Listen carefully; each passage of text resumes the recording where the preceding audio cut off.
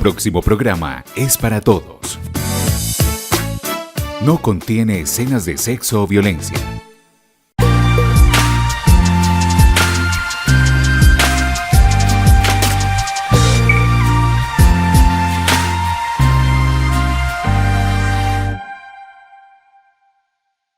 Televidentes, bienvenidos una vez más a Signos Vitales. Hoy estaremos hablando de enfermedades cardiovasculares. Esta semana en nuestro municipio se está llevando a cabo la jornada de prevención de los riesgos cardiovasculares. Para eso nos acompaña la doctora Marisol. Ella es la coordinadora de servicios hospitalarios de la ESI Hospital San Rafael, es médica general y magíster en servicios de salud. Doctora, bienvenida. Hola Juliana, ¿cómo estás? Muchísimas gracias por la invitación a este programa. Primero que todo quiero darle un saludo muy especial a toda la comunidad andina, en especial a todos los funcionarios de la ESI Hospital San Rafael de Andes, que son los que siempre le ponen el corazón y el alma por la seguridad y por la salud de todos los pacientes. Doctora, hablando de riesgos cardiovasculares o enfermedades cardiovasculares, ¿a qué se refiere? ¿Qué son este tipo de enfermedades? Bueno, las enfermedades cardiovasculares dan principalmente por una afección en los vasos sanguíneos, sean las venas, las arterias. ¿Qué pasa? En esos vasos sanguíneos se forman unas placas ateromatosas, o sea, unas placas de colesterol que pueden tapar los vasos y así van afectando estructuralmente aquellas arterias. Se puede decir que es como una mala circulación que puede tener una persona o algunas secuelas de una mala alimentación, o de qué se puede producir. Sí, las enfermedades cardiovasculares más que todo son enfermedades prevenibles, en su gran mayoría. Es la primera causa de muerte a nivel mundial. Y de ella se desprenden varias patologías como la hipertensión arterial, la diabetes mellitus, y estas pueden llevar a infartos cerebrales, infartos del corazón, entre otras. Usted nos menciona como algunas patologías, ¿cierto? Entonces, enfermedades cardiovasculares puede ir como en una sombrilla, enfermedades cardiovasculares, y se van desprendiendo como algunas individuales o como cuáles agrupa para uno decir son enfermedades cardiovasculares varias y no una. Bueno, Juliana, es que como le decía, las enfermedades cardiovasculares se dan que todo por una afección en los vasos, ¿cierto? Arterias y venas. Esta enfermedad, de esta patología, cuando se me enferma la vena, se me enferma la arteria, surgen unas patologías, unas enfermedades comunes, ¿cierto? Como la presión arterial y como la diabetes. Es como las más comunes que tenemos en este momento. Sí. ¿Y cómo se trata o cómo se diagnostica una persona cuando empieza a sufrir de hipertensión o de diabetes? Bueno, primero ellos empiezan con síntomas muy vagos, dolores de cabeza, visión borrosa, de pronto palpitaciones, mareo, sudoración, sino que como se dice, la hipertensión arterial es la muerte silenciosa porque a veces no se manifiesta con ninguna sintomatología y puede dar así de sorpresa, ¿cierto? Pero lo más común es que ellas se manifiesten con estos síntomas que les acabo de mencionar. Lo más común es el dolor de cabeza, el malestar como el mareo, la visión borrosa. ¿Este tipo de enfermedades se pueden presentar como algunas edades o no tiene edades? Empieza como a intervenir independientemente si es un niño, si es un adolescente o ya es como más de adultos mayores. Bueno, lo que pasa es que hay diferentes factores de riesgos para conllevar o los cuales nos conllevan a estas enfermedades. Hay factores de riesgos externos y factores de riesgos internos. Lo más común son los factores de riesgos externos, por eso decimos que son enfermedades prevenibles. Pero hay un porcentaje bajo de factores internos que ya vienen tanto de la persona, como el sexo, como la edad, como la herencia familiar, la genética, que es muy importante. Esos son los factores que son internos de la persona como tal. Cuando estos factores salen a relucir, puede ser en un niño, en un adolescente, en una persona ya mayor.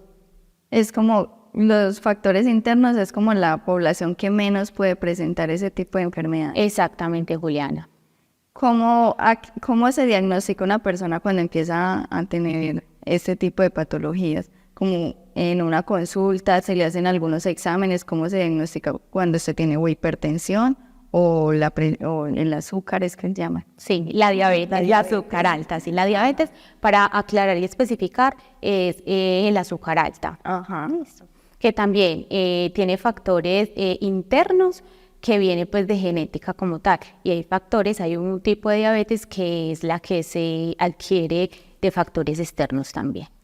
Usted nos decía que estas son enfermedades que se pueden prevenir. ¿Cómo se podría prevenir? ¿Uno qué puede empezar a hacer y desde qué edades como para decir en un futuro yo no quiero padecer este tipo de cosas que a veces es tan frecuente? Uno ve los abuelos, incluso los papás, como que no, es que tengo la presión alta, ya empiezo a sufrir como algunos mareos, algunas cosas. ¿Cómo se podría prevenir? El diagnóstico de estas enfermedades normalmente se hace por un chequeo médico. Es cuando el paciente se siente, tiene los síntomas que les había dicho, el dolor de cabeza, el mareo, la visión borrosa. El paciente dice no me siento bien, tengo que ir a chequearme.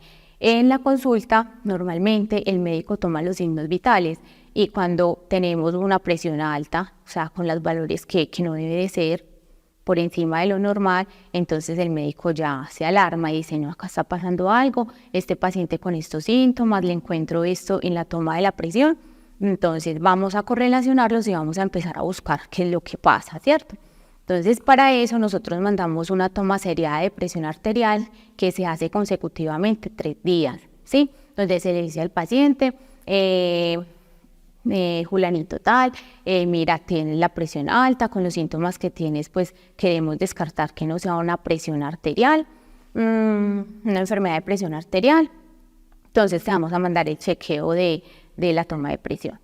Ellos llegan todos los días a las 6:30 de la mañana, antes de eso no deben de haber tomado tinto, no deben de haber caminado, tienen que estar descansaditos en horas de la mañana para que la presión les pueda dar un valor exacto. ¿Cuál sería como ese valor indicado en el que debe estar la presión? Como van a decir, está un término bien. Bueno, los valores normales van entre un rango de 110-70 o 120-80. Esos son como los valores, rangos normales. Aunque hay unos rangos, hay unos valores para uno determinar si es hipertenso. Cuando ya una persona es hipertensa, ya tiene pues como esos valores un poquito más altos, ¿cuál sería como ese mínimo que debe tener cuando ya usted está como en ese tratamiento ya medicado o algunos cuidados que debe tener más? Bueno, sí, cuando nosotros implementamos o le colocamos al paciente el tratamiento es porque la presión está por encima de 140/90, ¿sí? Con sintomatología. ¿Esa siempre tiende a subir o también puede bajar? No, cuando el paciente es hipertenso tiende a subir si no se maneja correctamente. Si el paciente no se diagnostica temprano, si el paciente no se le empieza el tratamiento temprano, ella puede tender a subir. Y puede subir ¿por qué? Por la misma enfermedad, porque va avanzando, o puede subir porque tiene otros factores que lo puedan alterar, como el estrés, ¿cierto? Porque como le dije, hay muchísimos factores de riesgo para que estas patologías se puedan presentar. Usted lo menciona, estos riesgos, ¿qué puede un mal tratamiento o un no cuidado de una hipertensión a qué podría llevar? A algo fatal, a la muerte. Puede llegar hasta la muerte. Sí, cuando no se maneja adecuadamente o no se maneja pues de ninguna manera, puede ocurrir lo que son infartos del corazón y infartos del cerebro. Yo le preguntaba cuáles son como esas formas de prevenir estas enfermedades y ya pues después quisiera también que habláramos cómo vivir con ellas. Claro, Juliana, vea. En la prevención yo creo que se hace desde casa, se hace desde pequeño y por eso nosotros en el hospital tenemos unos programas muy grandes, muy adecuados y muy certeros pues como al tratamiento de estas personas. En la parte desde la niñez, ¿cierto? Tenemos unos programas donde les enseñamos la prevención y le damos la educación al paciente desde la niñez hasta que ya los tenemos en un control, que ya tienen la enfermedad. Porque la idea es que no lleguen a la enfermedad, la idea es que nosotros prevemos esa enfermedad, ¿cierto? Pero para nosotros hacerlo también necesitamos la ayuda de los pacientes, porque ellos son los que están en la casita y se deben de cuidar. Entonces, las recomendaciones, los cuidados y la educación que nosotros empleamos a los pacientes es no fumar, porque el tabaco es uno de los factores principales para adquirir una enfermedad cardiovascular, o sea, no fumar para nada, hacer ejercicio. El ejercicio es súper fundamental en la vida de todo ser humano. Se recomienda hacer 30 a 60 minutos diarios y un ejercicio aeróbico. No tiene que ser un ejercicio de irse para el gimnasio, levantar pesas todos los días, hacer 2 horas, 3 horas. No, mínimamente 30 minutos a 60 minutos y que sean ejercicios aeróbicos. Muy importante mantener el peso, porque la obesidad también es uno de los factores más importantes y principales a la hora de adquirir una hipertensión arterial más que todo, ¿cierto? Entonces la obesidad se está presentando mucho en el municipio, esta patología, el sobrepeso, la obesidad, y esto nos ha aumentado los pacientes con patologías cardiovasculares. Entonces, mantener el peso. ¿Cómo se mantiene el peso? Como le decía, hacer un ejercicio rutinario y en la dieta, súper importante. La dieta, cuidado en la alimentación. sí, la alimentación es fundamental también. Es que todo es un equipo, o sea, es un conjunto para poder prevenir todas estas enfermedades. Alimentación, comer frutas, verduras, tomar mucha agua, comer pescado, carne, ¿cierto? Bajarle a la sal, al azúcar, a los carbohidratos, al alcohol.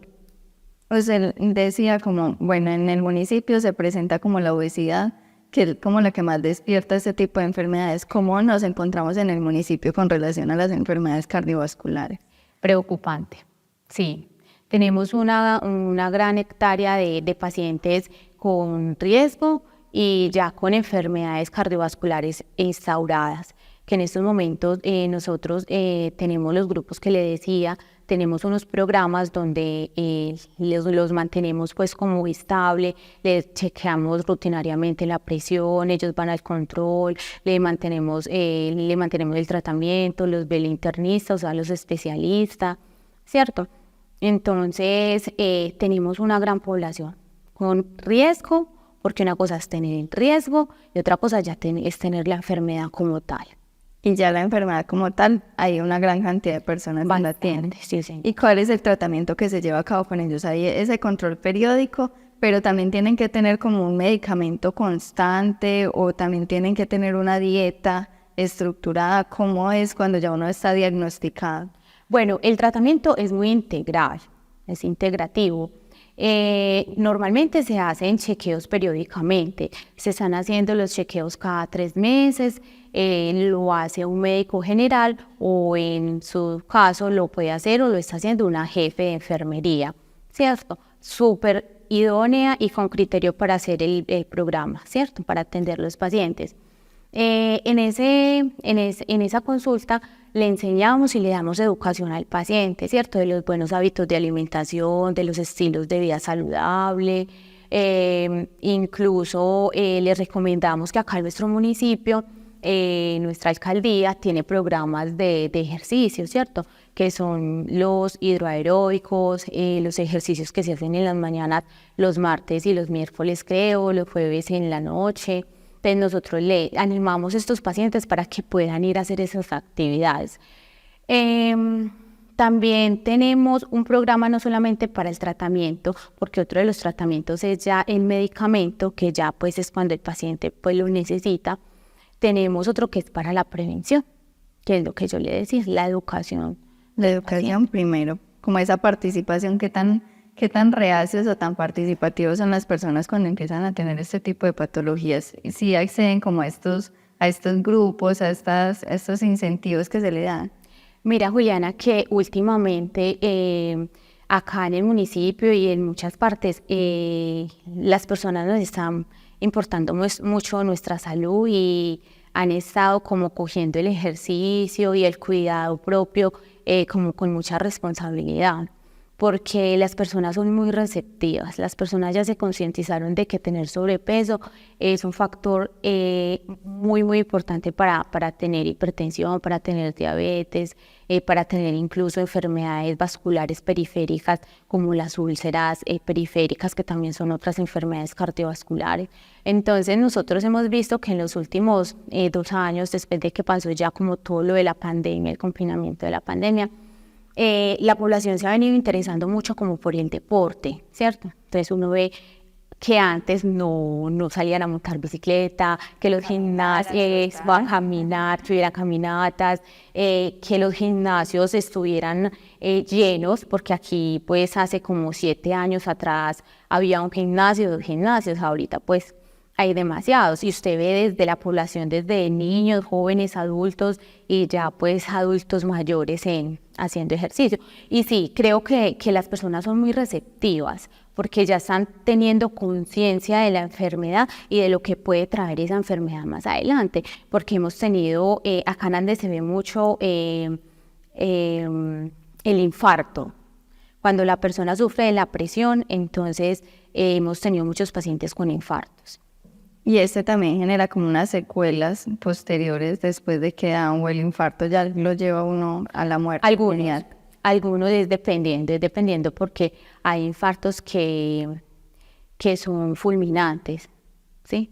Y hay otros que, bueno, que no alteran mucho, pues como la parte del corazón, no afectan mucha parte del corazón, pero eso depende pues de cómo se instaure el infarto, ¿cierto? Y si se instaura es por lo que yo te dije, una plaquita tapa el vaso queda tapadito, no le llega oxígeno, no le llega sangre, no le llega oxígeno al resto del corazón y no le llega oxígeno al resto de los órganos que tenemos, y por eso es que causa la muerte. Eso es dependiendo de cuánto daño tiene el corazón estructuralmente en ese momento. Doctora, hemos hablado de que enfermedades cardiovasculares las más comunes son la hipertensión y la diabetes, ¿cierto? ¿Qué otras enfermedades se podrían presentar? Usted ahorita nos mencionaba el tema de las úlceras, los preinfartos. ¿Qué otras cosas podría identificar la gente como para que le demos un contexto de que no es solamente una o dos, sino que es como un grupo de enfermedades que están acá y que son prevenibles?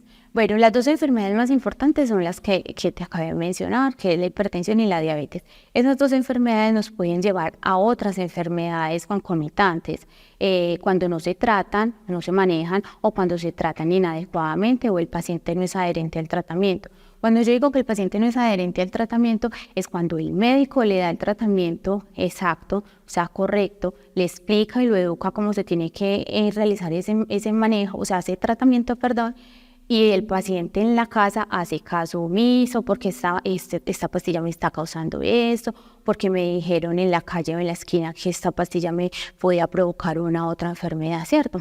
Son como mitos pues que hay por fuera. Entonces por una u otra razón el paciente suspende el medicamento, ese paciente no es adherente al tratamiento, entonces el paciente no tratado y este paciente pueden tener otras enfermedades concomitantes como las enfermedades vasculares periféricas, que es cuando ya los vasitos de las partes de las piernas empiezan a taparse, a funcionar mal, a dañarse, entonces el oxígeno no le llega bien, ahí es donde empezamos con los dolores de las articulaciones, de los pies, nos van saliendo esas venitas varices grandes, exacto, las más grandes, entonces ahí se me va a hacer la úlcera, entonces ya la úlcera es una herida, es una lesión grande que es demasiado difícil de curar, y más que todo en los pacientes diabéticos, ¿cierto? Que estos pacientes tienen una enfermedad neuropática donde la patología como tal altera los nervios, ¿cierto? Entonces, por ejemplo, ellos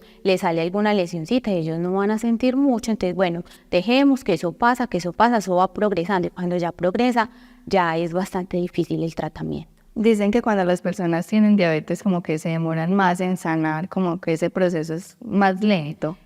Sí, exactamente, por lo que yo te decía, Juliana, ahorita, porque es una enfermedad neuropática, ¿cierto? Entonces afecta lo que es los nervios periféricos como tal.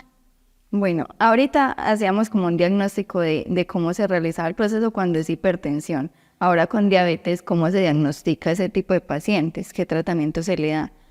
¿Cuáles son como esa sintomatología que presentan inicialmente? ¿Y cómo hace como el acompañamiento desde el hospital, por usted decirle a una persona, esto está sufriendo de diabetes? Bueno, como les decía, la diabetes es pues la alteración en la parte del azúcar, ¿cierto? Como para que la población entienda, si se altera, se le sube la glicemia, la glicemia, el azúcar.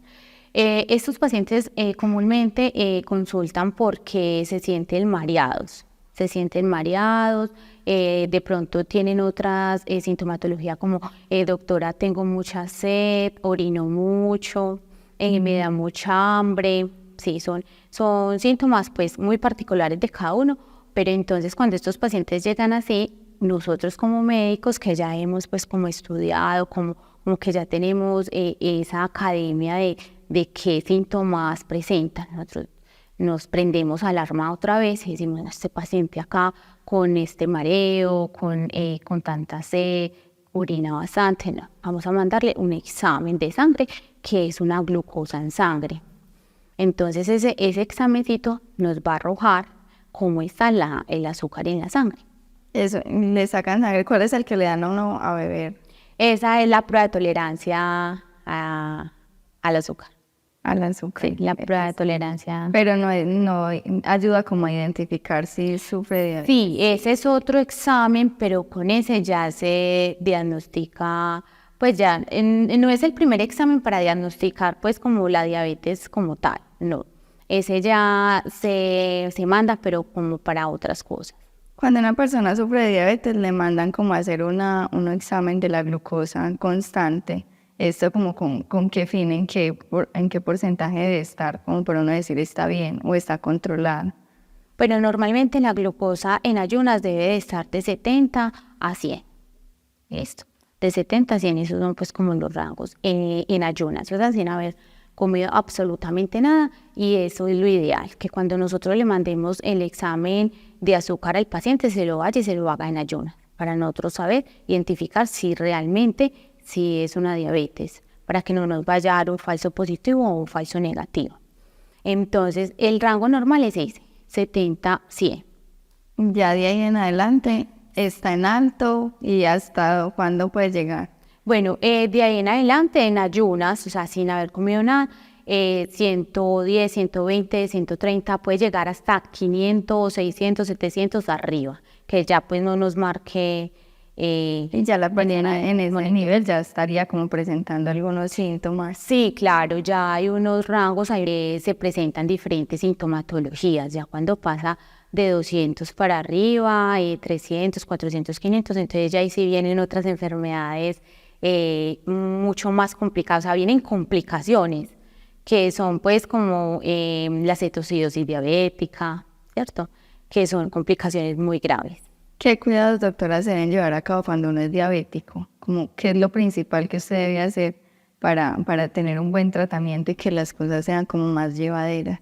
Bueno, primero que todo, pues se debe hacer un buen diagnóstico, ¿cierto? Si la persona es diabética o está propensa a ser diabético, ¿cierto? Entonces, para eso se le manda el examen que les estaba diciendo ahora. Cuando ellos llegan a nuestro consultorio con el examen alterado, ejemplo 110, 120, nosotros solamente lo que hacemos es hacer educación, ¿cierto? Prevención, educación y un control. Mandarle un control en un mes, igualmente con una glicemia en ayunas. Te lo vamos controlando. Ya cuando el paciente, por ejemplo, me llega con cifras glicémicas de 140, 150, 200, 250, 300, ya ahí sí le vamos a instaurar el tratamiento. Lo primero que hacemos es, obviamente, se solicitan otros exámenes, ¿cierto? Como para descartar por qué fue que le dio esa azúcar tan alta, porque hay unas patologías que pueden alterar el azúcar y no ser uno diabético, ¿cierto? Entonces nosotros primero nos aseguramos de que todo esté bien para decir, sí, es que usted es diabético. Cuando ya nosotros estamos seguros de eso, el paciente es diabético, empezamos a implementar medicamentos orales, ¿cierto? Medicamentos orales. Ese paciente se coloca en un control riguroso, ¿cierto? Riguroso cada mes, se le da la educación, las recomendaciones, nada de azúcar, el cuidado con las lesiones de la piel, hidratarse bastante y estar chequeándose la glicemia con el Destrometer cuando tienen pues forma, o si no, ellos bajan al servicio de urgencias y allá les chequeamos pues como la glucosa como tal, cuando son pacientes que no tienen cifras glicémicas muy altas. Ya cuando nosotros tenemos pacientes muy complicados que pasan de 200, la glicemia pasa de 200 para arriba, estos pacientes ni siquiera uno los manda ambulatoriamente, uno los lleva para el servicio de urgencias, allá se estabilizan y se le hace una carta de remisión para que los vea el especialista. Ya el especialista mira y considera si el paciente puede tener un tratamiento oral, ¿cierto? De pastillas, así por decirlo, pues para que me entiendan. O si él es candidato a que le monten la insulina, ¿cierto? Que ya es cuando se empiezan a inyectar en el abdomen. Hipoglicémico, un antiglicémico, exactamente. Entonces ya el especialista es el que decide, el tipo de tratamiento para estos pacientes, porque no todos los pacientes son iguales. Hay pacientes que son muy complicados del manejo, ¿sí? Entonces estos pacientes que son tan complicados de manejar, hay que mandarlos donde el especialista. Doctora, acá hay un tema y es la alimentación. Yo he escuchado que, por ejemplo, una persona cuando sufre de glicemia, el tema de la grasa, las harinas también se vuelven como un alterador de esta glucosa. ¿Cuáles vendrían a ser como esos alimentos que pueden alterar o solamente el azúcar? No, hay otros alimentos porque, por ejemplo, los carbohidratos se convierten en azúcares cuando están en la sangre, cuando se metabolizan, ellos se convierten en azúcar. Entonces, no solamente es el azúcar, es el carbohidrato, por ejemplo, el arroz, la papa, la yuca, ¿cierto? La arepa, todo lo que tenga harina, todo. Entonces, ¿uno qué podría comer ahí? La caseína, la leche. Pucha. No, para eso nosotros derivamos estos pacientes donde el nutricionista, porque como le dije al principio, es un tratamiento integral. No solamente es que te vas a ir para la casa, no vas a comer nada de azúcar y ya. No, ellos se van con la carta de remisión para nutriología, o sea, para nutrición, para el especialista por primera vez, para optometría, pues porque obviamente la diabetes altera y daña muchos más órganos del cuerpo, ¿cierto? El cerebro, el corazón, la retina, o sea, la visión. Entonces, usted cuando entra como en ese proceso, ese tratamiento, entra como un círculo de tratamientos que van periódicos, como para hacer un diagnóstico integral, ¿o cómo sería? Sí, nosotros hacemos después del chequeo y la revisión médica general, nosotros enviamos un montón o un equipo pues de exámenes. Enviamos pues un conjunto de exámenes donde vamos a descartar que la visión esté bien, que el riñoncito esté bien, ¿cierto? Que el corazoncito esté bien, que el cerebro también esté bien. Entonces mandamos una cantidad de exámenes diferentes. Doctora, volviendo al contexto local que usted nos mencionaba, Andes se encuentra pues como en alto riesgo con relación a las enfermedades cardiovasculares. ¿Estas las padecen como qué población mayormente en nuestro municipio? ¿Más desde los 30 en adelante? ¿Son personas mucho más mayores o también se presentan algunos jóvenes? Se presenta en su gran mayoría en personas mayores, personas de los 40 para arriba y más que todo de 60 para arriba. De 60 en adelante es donde empiezan. Es donde hay más población, pero también, como yo les dije, hemos tenido pacientes muy jóvenes con estas enfermedades.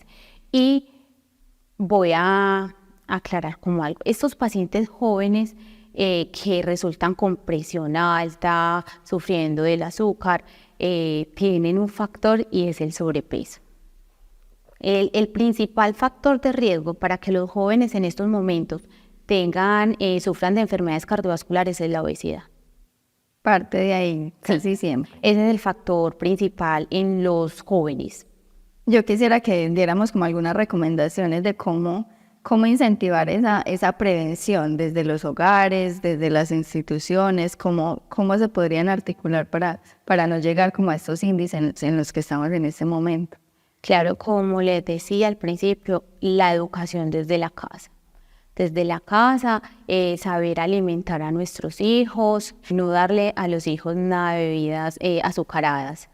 ¿Listo? No darles mucho carbohidrato, saber cocinarles la papita, cocinarles pues como la sopita, como todo muy saludable, ¿cierto? Desde la casa. Obviamente, ya externamente, acá en el municipio, nosotros nos hemos articulado el hospital con la alcaldía y con las instituciones educativas para hacer programas de educación, ir a cada institución educativa a educarlos de cómo debe ser una alimentación saludable, cómo deben ser los hábitos de vida saludable. Lo que les contaba ahorita, en nuestra alcaldía tiene programas muy chéveres, muy buenos, donde hacen ejercicio. Toda la semana constantemente tienen programas de ejercicio aeróbicos. La base entonces sería una buena alimentación y un ejercicio constante para no tener como estas secuelas de riesgos cardiovasculares. Claro, más que todo como de la parte de la obesidad. Cuando usted me decía que cómo lo preveníamos, sí, desde la casa, pues obviamente en cómo alimento yo mis hijos, en cómo alimento yo mi familia, y ya externamente nosotros como municipios y como entidades responsables de la salud de la comunidad, también implementando pues como todos estos programas donde le damos educación de los buenos hábitos de alimentación y de los estilos saludables de vida a las personas. Doctora, quisiera que finalizáramos pues el espacio hablando como de algunas recomendaciones a tener confianza en los procesos, a llevarlos a cabo pues como se debe para tener como un tratamiento óptimo para las personas que ya padecen esta enfermedad, y también pues acabamos de hablar como de cuáles son esas actividades que se pueden llevar a cabo, pero que las personas pues como que se animen a participar, que lo tengan en cuenta, porque pues es un riesgo que no solamente está a nivel local, sino lo mencionábamos ahorita a nivel mundial. Bueno, Juliana, primero empezando porque nosotros como personas nos tenemos que concientizar de la enfermedad que tenemos, ¿cierto? Debe ser consciente de que estamos enfermos, de que tenemos una patología que nos puede llevar a la muerte, ¿cierto? Lo más fatal, la muerte o muchas complicaciones peores.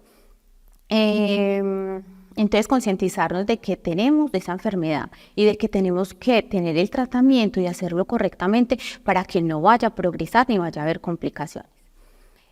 Cuando no tienen la patología como tal, entonces nos tenemos que concientizar de que es mejor cuidarnos y prevenir esas enfermedades a tratarlas. Entonces ahorita lo que estamos haciendo es apuntarle mucho a la prevención, más que ya al tratamiento. O sea, obviamente nosotros vamos a tratar a las personas que ya tengan la patología como tal, pero ahorita el punto clave es prevenir, y eso es lo que nosotros estamos haciendo, brindándole educación a todos nuestros pacientes, ofreciéndole programas, incentivándolos con esos programas a que se animen a ser más conscientes de cuidar su cuerpo, de cuidar su salud, de darles a conocer como tal qué es lo que puede pasar si usted no cuida la salud. Bueno, doctora, muchísimas gracias por acompañarnos en Signos Vitales. A ti, Juliana, muchísimas gracias. Bueno, televidente, de esta manera finalizamos el Signos Vitales del día de hoy. Estuvimos hablando y conociendo un poco de enfermedades cardiovasculares, cuáles son estos riesgos y por qué se presentan. Nos vemos en una próxima oportunidad.